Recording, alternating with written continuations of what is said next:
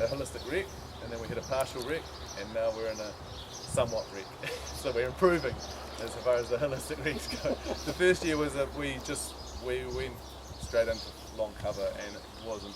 I mean, I probably had 6 years of looking into and researching the stuff, and so I was like, oh, you know, burning a bit to give it a go, and it sort of, it didn't work very well, especially because we had really low numbers, and we were building numbers, and we're still been building numbers, which this year we decided, had a few people come out as part of that Core and Sense group actually, and a few of them suggested that we use some biostimulants to get it going. And so we've built a little sprayer, and we've put some EM, effective microbes in, effective microorganisms. We've put some fish, we've put some molasses, some Zell, and we've put some fine lime, and we've put some seed in the mix as well, which was a mistake because it blocked up the sprayer. But yeah, we put a little bit of seed here and there, and so the idea was just because we weren't feeling that the sheep were stimulating enough, we did that, and a little bit of a kickstart. We feel that things this season have definitely improved from previous seasons, but also our knowledge and our management has improved. We're still hitting and missing, but it's definitely improved. So we'll see. And it was also, you don't get quick responses from these biostimulants, so we don't know we won't ever probably know what's worked extremely, what's worked well. We've done a few controls and things, so we might be able to see them in the year where what's worked the best, but it may just be to stop. Hopefully it will be. Cost us next. And no other inputs. Just lots of man-hours, lots of break. So currently, how many moves are you doing today? Oh yeah, true. We've got the 3. We're doing one mob that's 2 to 3 day moves, and that's just that smaller, more standard rotational grazing mob.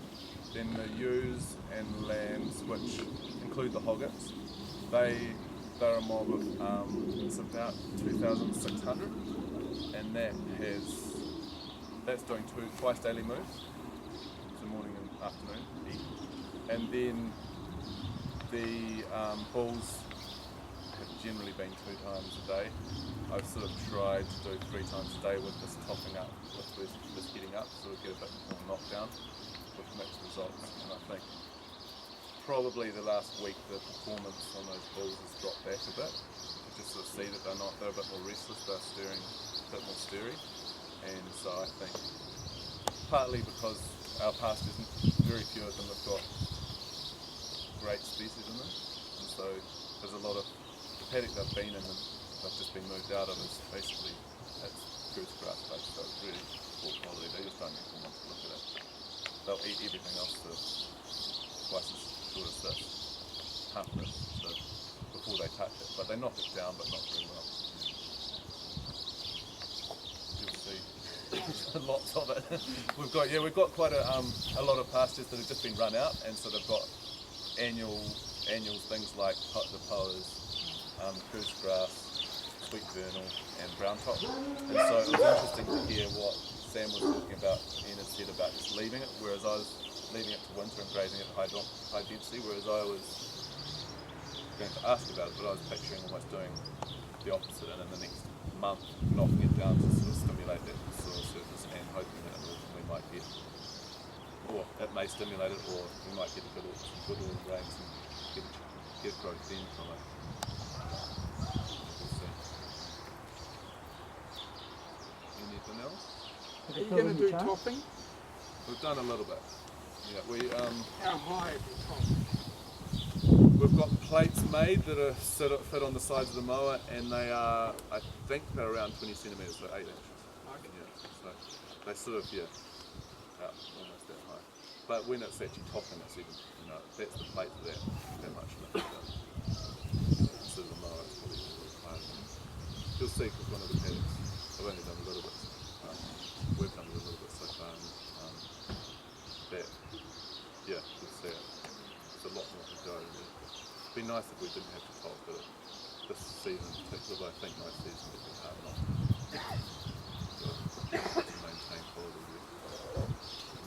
that was part of my thing was also not having enough money in the first years. Fine without topping. They'll practically clean them. The plants just get smaller. And our bricks, we monitor things like bricks and things, and it's still quite low in our pastures. So that's something that will be interesting to see. Is it trending or not? Probably haven't recorded enough to know whether it's trending. I mean, we just do it on a day like today, and a sunny day, and obviously it's higher on a sunny day, but it's and it does change throughout the day, which the boron thing means that we're all right with boron. But yeah, it's still not as very rare that we get up. We've only had one breeding in pasture that's been over 10, and that was legume. And usually it's more like around the 3 to 7, right? 2. So it's not great. It'd be nice if it was up high. You measured, I think, when you visited for that Cool and Sense Day, you measured 12 in the oats. Yeah. We've done a little bit of pasture cropping, and that was very mixed success because we had no rain. But the places that were in shade or had a little bit of unintentional border dike irrigation, they went quite well.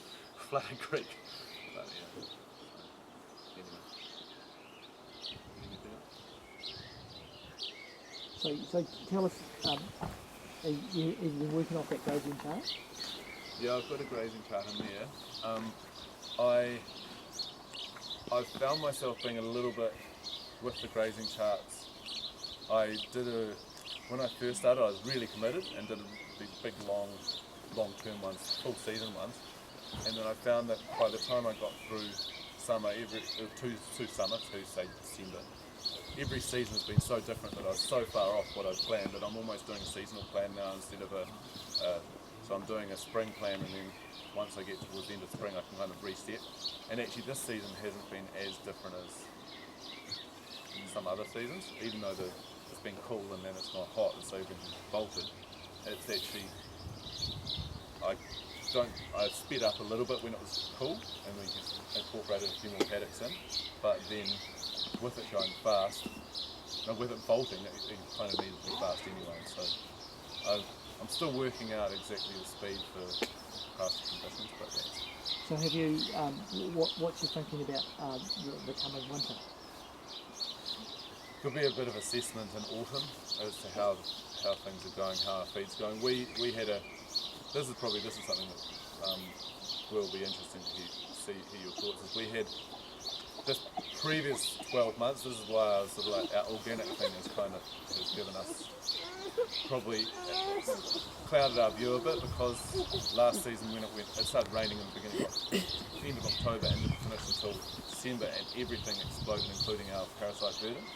And all the stock went backwards. We had just had a child, so we decided to have a later lambing, and so they were all born and quite small when the rain started, and everyone's stock was going backwards, so we just thought it's just the weather, but without doing enough tests on for parasites, and we had really high worm burden, and that took from the lambs, which then took from the ewes, and then we went straight into dry, and instead of just cutting our losses and getting rid of the lambs, we tried to keep the lambs and favour them a bit. So we went away from our plan probably, really, and that meant that the ewes had all the good was eaten out of the pasture for the ewes were tupping, and we had a bad worm. Well, they were light, and the lambing percentages were low. So it all resulted from the core move at trying to hold on to the lambs, and we should have just cut our losses and taken the season as well. But, so this season, all going well, we'll have a lot more going into autumn, and our first year we didn't feed a bale.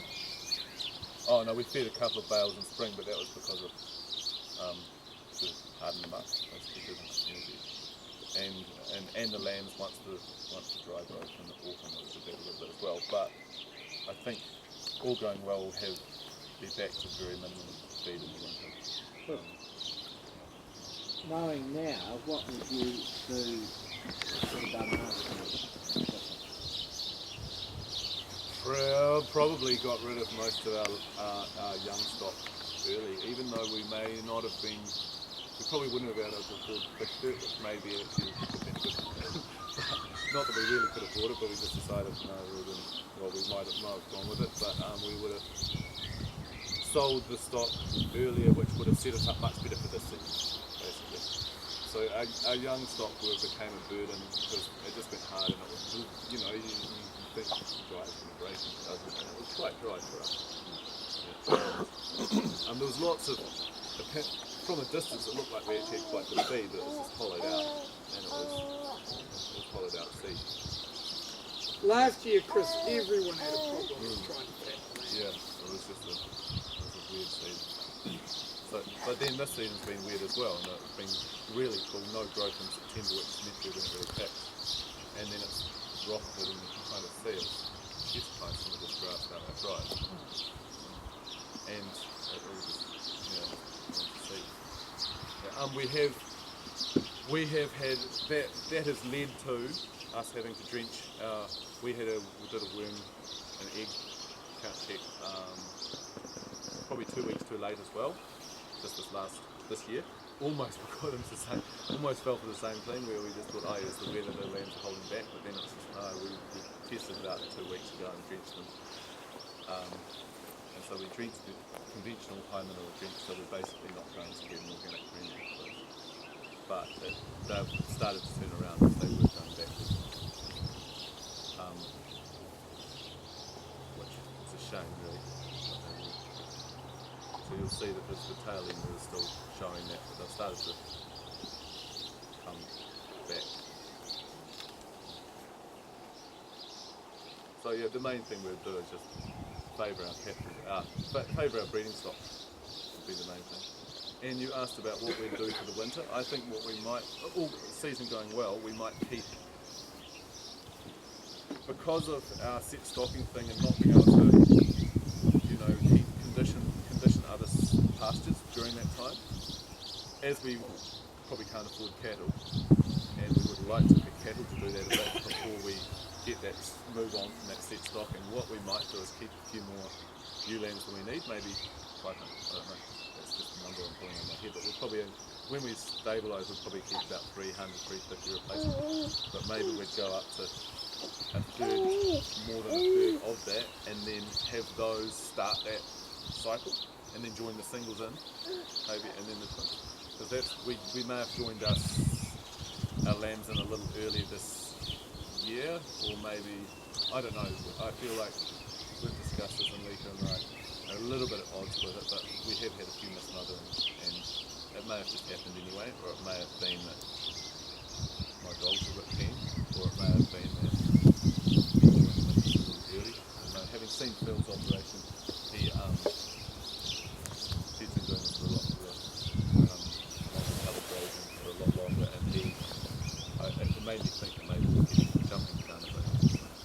But the hoggets, I think, could keep that pasture going without, just tipping it for a round before anything else, and then it'll help them get going after the winter, and then sell maybe the top and the bottom. I don't know.